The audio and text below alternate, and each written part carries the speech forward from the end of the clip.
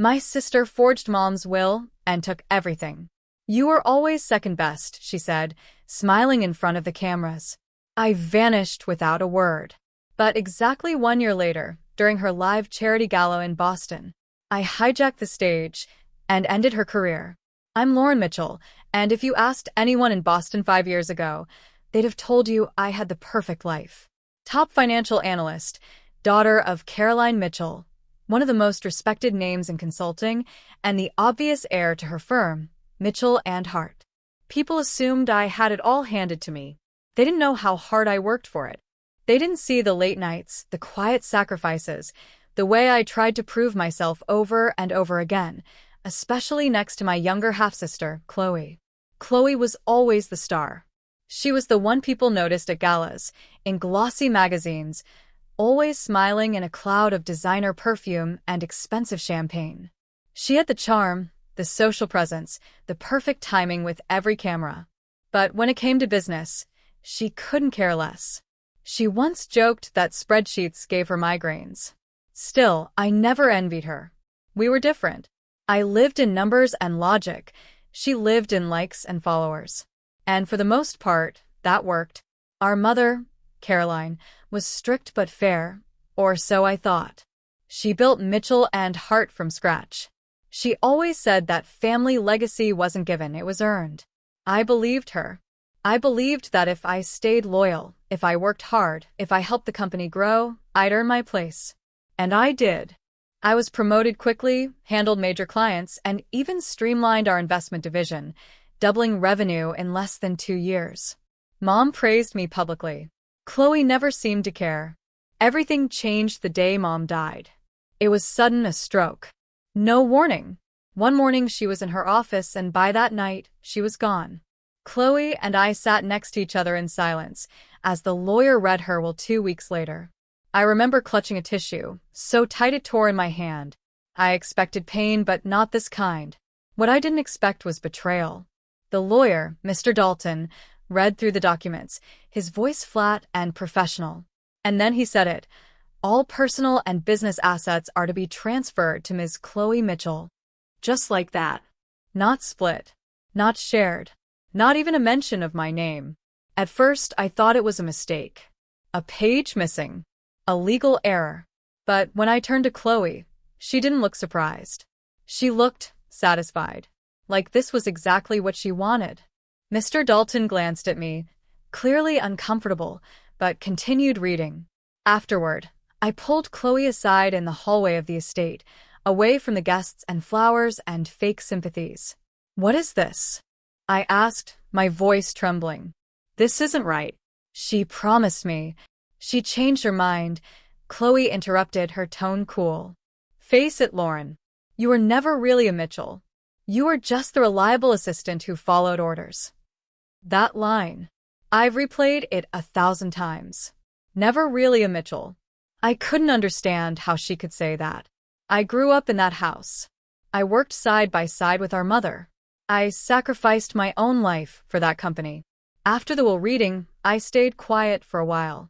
Most people assumed I was grieving. Some whispered that I had a breakdown. I didn't correct them. Let them believe what they wanted. It gave me space to breathe. And to plan. What most people didn't know was that I had a friend, Ethan Rivera, a smart, level-headed attorney who'd known me since college. I called him 3 days after the funeral. We met in a quiet cafe in Cambridge. I told him everything. I don't think this was real, I said. The will. It doesn't make sense. Ethan didn't dismiss me.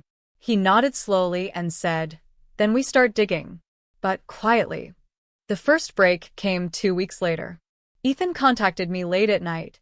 There were earlier drafts of the will, he told me. You were listed as the main heir before. Something changed in the last 6 months.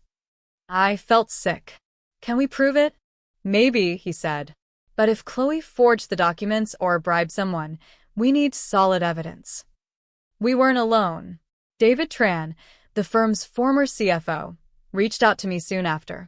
He'd been pushed out by Chloe after Mom's death. He was angry, but more than that, he was worried. Chloe's been using company funds for personal expenses, he told me. Lavish trips, donations to her fake charities, things that don't add up. And just like that, the pieces started coming together. The fake will, the money trail, the way Chloe took over so fast, removing anyone loyal to Mom. It wasn't just betrayal. It was theft, clever, quiet, and calculated. But I couldn't fight her directly. Not yet. I was still technically nobody in the company. So I disappeared. I left Boston under the name Clara Evans and moved to Chicago. New city. New life. I dyed my hair. Changed my voice. I worked in silence, using everything I had left to learn the rules of the game Chloe had played so well. Shell companies. Stock manipulation. Silent acquisitions. I studied business takeovers like my life depended on it because it did. Over the next 12 months, I built connections, gained resources, and slowly began buying shares of Mitchell and Hart under different names. Ethan helped set up the legal networks. David helped track Chloe's reckless spending. I didn't want revenge that screamed. I wanted revenge that lasted. The whole time, I kept one journal, a black leather notebook. I wrote down every lie, every betrayal, every lesson. Not because I needed to remember, but because I didn't want to forget. I needed to see it all clearly, especially when the time came. One night, almost a year to the day after Mom's funeral, I sat in a quiet apartment in downtown Chicago. The city lights blinked outside my window, and my phone buzzed with a single message from Ethan. "You now own 52%. I stared at the screen for a long time. I didn't cry. I didn't smile. I just closed the notebook in front of me, stood up, and looked out at the city. The game wasn't over. But the next move was mine. And Chloe had no idea what was coming. Returning to Boston after a year felt strange, like stepping into a play where everyone knew their lines, but I had rewritten mine in secret. The city looked the same, busy streets, historic buildings, polished people, but everything felt different. I was different. No one recognized me. I kept a low profile, used rental cars, stayed in hotels under a different name. I wasn't ready to be seen. Not yet. Chloe had taken full control of Mitchell and Hart by then. She rebranded the company with her face on every press release, hosted influencer-led panels, even launched a Women in Wealth campaign. I watched it all online, shaking my head. She used buzzwords she didn't understand, hired people who flattered her, and pushed out anyone who asked too many questions. But on the surface, it looked successful. People believed the illusion. But underneath, cracks were forming. David kept feeding me internal reports and updates. Chloe had burned through cash faster than expected. She had taken out loans against the company, hosted 2 galas that made no profit, and overpaid several fake vendors that traced back to her personal circle. She was draining the legacy our mother built, all while posing with champagne flutes and smiling on stages. Still, no one questioned her. Why would they? I was gone. Everyone assumed I had lost. And Chloe? She knew how to perform. Then came the opportunity one had been waiting for. Chloe announced a high-profile charity gala at Boston Symphony Hall. The event was for the Future Women of Finance, sponsored by Mitchell and Hart. It was being billed as the biggest event of the year. Investors, press, donors, all would be there. And most importantly, it would be live-streamed worldwide. I didn't need to crash the party. I needed to own the stage. While Chloe planned dresses and press interviews, I was finalizing documents. Ethan and I had built a legal case brick by brick, proof of fraud, evidence of financial abuse, recorded calls, email threads, and even a statement from Mr. Dalton, the family lawyer, who had finally confessed under pressure that the final will was not signed by our mother. We had it all. I remember calling Ethan the week before the event. "Are we really ready?" I asked. "Lauren, not only are we ready," he said, "you've already won. You just have to show them." The morning of the gala was calm. I stayed in a suite near the venue. I watched the early coverage on TV, Chloe arriving in a silver gown, waving like a queen. A reporter asked her how she felt about the company's future. She said, smiling, "This event is just the beginning of a new legacy." She had no idea how true that was. I wore a simple black dress. No glam team. No statement jewelry. I didn't need noise. I had facts. I arrived through the service entrance unnoticed, with a press badge and a laptop in my bag. No one stopped me. I knew the layout. I had studied it for weeks. Inside the control room, Marcus was waiting. He used to work security at our company's events before Chloe replaced him. I had helped him once, back when he was blamed for a data leak that wasn't his fault. He remembered. "You really doing this?" he asked. I nodded. "It's time." He let me in, handed me a headset, and said, "Good luck, boss." At 8:12 p.m., Chloe walked on stage under the glow of golden lights. The crowd clapped politely. Cameras zoomed in. Her voice echoed confidently as she welcomed everyone. "Thank you for believing in our mission," she said. Mitchell and Hart has always stood for integrity, family, and vision. I waited until she reached her closing remarks, the part where she would announce the new mentorship fund in our mother's name. And then I flipped the switch. The screen behind her went black for 2 seconds. Then my presentation began. It was titled, "The Inheritance Lie, A True Story." The first slide showed the original will, my name listed clearly as the main heir. Then came financial records, unauthorized transfers, fake vendors, internal memos. Then a video, Chloe speaking with Mr. Dalton in a recording Ethan captured during a private meeting. Dalton said, "You paid me to write a version she never signed. I can't protect you anymore." The ballroom fell silent. Chloe froze, staring at the screen like it was a nightmare. The crowd shifted. Whispers. Gasps. "What is this?" someone asked out loud. Chloe turned to the crew. "Cut it. Cut the feed," she shouted. But it was too late. I stepped onto the stage from the side entrance, walking calmly to the center. Some people recognized me immediately. Others stared in confusion. "Good evening," I said. My voice was steady.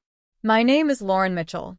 I was erased, not by mistake, but by design. I looked at Chloe. Her face had gone pale. For the last year, I've quietly investigated the truth behind my mother's will, the company's finances, and the lies told in her name. Tonight, I'm not here to ruin a party. I'm here to reclaim what's mine and what was stolen from every employee and investor who believed in this company. Reporters were already filming. Phones were out. The live stream kept going. I turned to the audience. "You can check your emails. Legal documents, evidence, and signed statements have already been sent to every major board member and legal authority." Chloe tried to speak, but nothing came out. Just a broken whisper. "This isn't real." "It's very real," I said. Then I looked directly into the camera. This is what happens when truth is buried for too long. It rises. And then I walked off stage. I didn't wait for applause. There wasn't any. Only stunned silence, followed by a storm of motion. Reporters, calls, legal teams, board members rising from their seats. Chloe stood frozen, her hands shaking, her perfect world collapsing around her. That night, the headlines exploded. Heiress exposed, the real story behind Mitchell and Hart. The video went viral before midnight. Lawyers contacted us within hours. By morning, Chloe's accounts were frozen. Her image was shattered. And me? I waited, because my real move was yet to come. The day after the gala, Boston woke up to a different version of me. Not the girl they thought had vanished in grief. Not the woman Chloe painted as unstable. But the real Lauren Mitchell, the one who didn't fight with fists or drama, but with facts, patience, and strategy. I stayed out of the spotlight as much as I could. The media did enough talking for me. News anchors replayed the video from the event over and over. My face, Chloe's breakdown, the proof we laid out for everyone to see. Every major financial blog and paper had my name on the front page. Some called it the smartest revenge of the decade. Others labeled it a corporate power flip. I didn't care about the titles. I wasn't doing it for headlines. My only goal was to finish what I started, to clean up what Chloe had destroyed. Within 24 hours, the board of Mitchell and Hart scheduled an emergency vote. Ethan and I attended through secure video call. I didn't need to dress up. I didn't need to convince them. The evidence spoke for itself. The board unanimously removed Chloe as acting CEO. She tried to protest, crying about betrayal and family injustice, but no one believed her anymore. Then they turned to me. Lauren, one of the senior members said, "We'd like you to return, effective immediately, as CEO." I took a breath. "I'll return on one condition," I said. "Full control. 75% voting rights. I'll take responsibility for the rebuild, but I won't be undermined again." They hesitated at first, but they agreed. They had no choice. The company's reputation was on the line, and they knew I was the only one who could fix it. That night, I walked into the Mitchell and Hart office building again, for the first time in over a year. My heels echoed through the marble lobby. The front desk clerk, Maria, who used to bring my favorite tea, stood up, shocked. "Ms. Mitchell?" she asked. I smiled gently. "Good to see you again, Maria." She nodded, blinking fast. "Welcome back." The office looked the same, but the energy had changed. Whispers followed me down the hall. Some people smiled. Some avoided eye contact. I didn't mind either way. I was here to lead, not to be liked. When I stepped into the CEO's office, what used to be my mother's, I paused. The room had been redecorated. Chloe's touch was everywhere. Flashy white furniture, gold accent lamps, oversized framed photos of herself at events. I took one look around and said quietly, "Get rid of all of it." A team came in that evening and cleared the room top to bottom. I didn't want to sit in a space that smelled like lies. Over the next week, I got to work. Meetings. Damage control. Budget reviews. I met with every department head. I apologized to the staff Chloe had mistreated. I rehired people she had fired without cause. I tightened our spending. I canceled the PR firm she hired just to boost her image. And, quietly, I started stabilizing the company she nearly ran into the ground. Meanwhile, Chloe's life unraveled fast. Her social media presence vanished. Sponsors dropped her. Investigators were already looking into her use of company funds. Ethan handled all the legal fire. I didn't want to speak to her. I didn't need to. But then, one afternoon, she showed up. I was in my office when Maria buzzed me.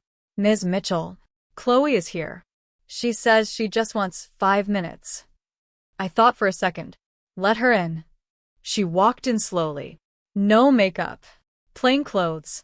Hair pulled back. She looked smaller than I remembered. "You've won," she said quietly. I didn't say anything. "I didn't mean for it to go that far," she added. "Yes, you did," I said.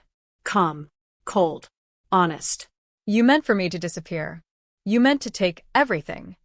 She looked at me, tears forming. "I was always second to you. No one said it, but it was true. Even Mom. She only admired you." "That's not my fault," I replied. "You didn't want to earn anything. You just wanted to steal it." She nodded slowly, then pulled out an envelope. "I don't expect forgiveness, but I'm signing over whatever shares I still have left. I know it's the right thing." I took the envelope without a word. She looked around the room. "This place was always yours anyway." Before she turned to leave, she paused at the door. "For what it's worth, I am sorry." I didn't answer. Some apologies come too late. After she left, I stood by the window and watched the sun dip behind the skyline. My city. My company. My story. I didn't get here through shortcuts or betrayal. I got here because I refused to give up, even when everyone else had given up on me. But it wasn't over yet. There was one more thing I needed to do. The company was safe. Now I had to restore my mother's name. And the only way to do that was public. Restoring my mother's name wasn't just a personal mission. It was a promise I'd carried in silence since the day Chloe erased me from the will. Caroline Mitchell wasn't perfect, but she was principled. She built Mitchell and Hart with her own hands, from her first client meeting at a kitchen table to leading one of the most trusted consulting firms in Boston. Her legacy had been dragged through the mud by someone who treated it like a stage prop. I couldn't let that be the final chapter of her story. 2 weeks after I officially took over as CEO, I called a press conference. It was scheduled to take place at the same venue where Chloe had hosted the infamous gala, Symphony Hall. I wanted the location to be a mirror, a reminder of how quickly things can change when truth finds its voice. The board advised against it at first. They were nervous. "Why stir up the media again?" one member asked. "It could reopen wounds." "No," I said. "It will close them. Properly." I stood backstage before the event began, listening to the low hum of reporters and flashing cameras. I wore a simple navy blue blazer, no glam, no stylist, no script. Just my truth. When I walked onto the stage, the crowd quieted. I didn't waste time. "My name is Lauren Mitchell," I said. "And I'm here today not as a victim of corporate betrayal, but as a daughter trying to make things right." I shared the truth, not just about Chloe's deception, but about the strong woman who raised us. I showed documents that proved Caroline's original will. I revealed how she had planned to pass the company to me gradually, how we had worked together behind the scenes for years to prepare for that transition. I shared emails, letters, even old voice recordings where my mother talked about her hopes for the firm's future, with me leading it. "This company," I said, "was never about flash. It was never about status. It was about solving problems, about showing people that smart, ethical business still exists. That's the legacy my mother built. And that's the legacy I will protect." The response was overwhelming. Reporters stood and clapped. People wiped away tears. Online, the speech went viral. Messages poured in from former clients, employees, and strangers who said they had seen too many good names destroyed by greed, and they were glad someone had fought back. A week later, I renamed the firm Mitchell Legacy Group. A fresh start, but one that honored what mattered. We launched new ethics programs, brought back old employees who had been pushed out unfairly, and invested in young women starting their careers in finance. Not for PR, not for applause, but because it was the right thing to do. One morning, a few weeks after everything settled, I sat at my desk flipping through an old photo album I found in Mom's closet. There was a picture of me at 12, standing next to her during Bring Your Daughter to Work Day. We were both smiling, papers in hand. I looked so proud. She looked so sure. I didn't hear the knock at first. When I looked up, Ethan was standing in the doorway. "You've got a visitor," he said softly. "Who?" He hesitated. "Your dad." The word hit harder than I expected. I hadn't seen him since I was a teenager. He left when I was 15, and we'd barely spoken since. I nodded slowly. "Send him in." He looked older than I remembered, more tired, but his eyes were still familiar. "Lauren," he said. "Dad." He looked around the office. "You've done something incredible here." I waited. I wasn't ready to make this easy for him. "I watched the press conference," he added. "Your mother would have been beyond proud." "She deserved better," I said. He nodded. "And so did you." There was a silence between us. Not heavy, not angry, just full of years we couldn't rewind. "I won't pretend to fix everything in one visit," he said. "But if you ever want to talk, I'm here." I nodded once. "Maybe someday." He placed a small box on my desk before leaving. Inside was a keychain I made in elementary school, 2 little silver letters, L and M, Lauren and Mom. That night, as I walked out of the office, my phone buzzed with a message. I didn't even need to look to know who it was from. "Chloe, I saw the press conference. I was wrong about everything. I'm sorry." I stared at the screen for a moment, then slid the phone into my pocket without replying. Some things, like truth, don't need a response. They stand on their own. People often say revenge is sweet, but that's not true. It's heavy. It carries weight. The real victory isn't watching someone fall. It's standing tall after they tried to break you. It's knowing who you are when everything is taken away and building something stronger from the pieces. They tried to erase me, but I reclaimed my story. And now, no one will ever forget the name Lauren Mitchell.